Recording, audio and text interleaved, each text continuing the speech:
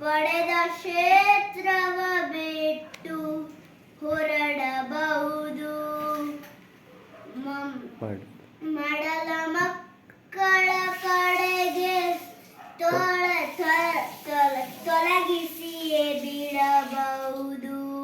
ಮಡದಿ ಮಕ್ಕಳ ಕಡೆಗೆ ತೊಲಗಿಸಿಯೇ ಬಿಡಬಹುದು.